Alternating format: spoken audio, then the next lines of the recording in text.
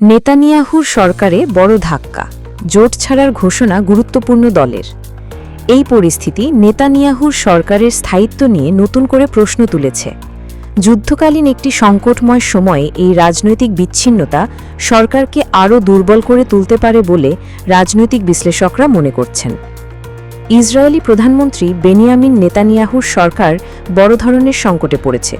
হামাসের সাথে যুদ্ধবিরতির চুক্তি নিয়ে একাধিক শরিক দল জোট ছাড়ার হুঁশিয়ারি দিয়ে এসেছে এতদিন। তবে হুট করেই জোট ত্যাগের ঘোষণা দিয়েছে জোট সরকারের অন্যতম স্তম্ভ একটি দল। মঙ্গলবার 15 জুলাই কাতার ভিত্তিক গণমাধ্যম আল জাজিরার এক প্রতিবেদনে এই তথ্য নিশ্চিত করা হয়েছে। প্রতিবেদনে বলা হয়েছে, নেতানিয়াহুর নেতৃত্বাধীন ডানপন্থী জোট সরকারের অন্যতম স্তম্ভ অতি অর্থোডক্স ইউনাইটেড তোরা জুডাইজম জোট ত্যাগের ঘোষণা দিয়েছে। এক বিবৃতিতে দলটির আইন প্রণেতারা জোট ও সরকার থেকে তাদের পদত্যাগ ঘোষণা করেছেন। তাদের এই সিদ্ধান্ত আগামী 48 ঘণ্টার মধ্যে কার্যকর হবে। এর ফলে নেতানিয়াহুর সংসদে একটি অত্যন্ত ক্ষীণ সংখ্যাগরিষ্ঠতা নিয়ে শাসন করতে বাধ্য হবেন।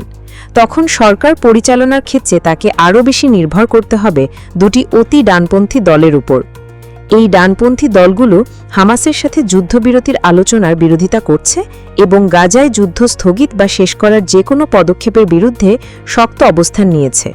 এমনকি তারা এ ধরনের পদক্ষেপের কারণে সরকার ছেড়ে দেওয়ার হুমকিও দিয়ে রেখেছে। এই পরিস্থিতি নেতানিয়াহুর সরকারের স্থায়িত্ব নিয়ে নতুন করে প্রশ্ন তুলেছে। যুদ্ধকালীন একটি সংকটময় সময় এই রাজনৈতিক বিচ্ছিন্নতা সরকারকে আরও দুর্বল করে তুলতে পারে বলে রাজনৈতিক বিশ্লেষকরা মনে করছেন। সূত্র আল জাজিরা।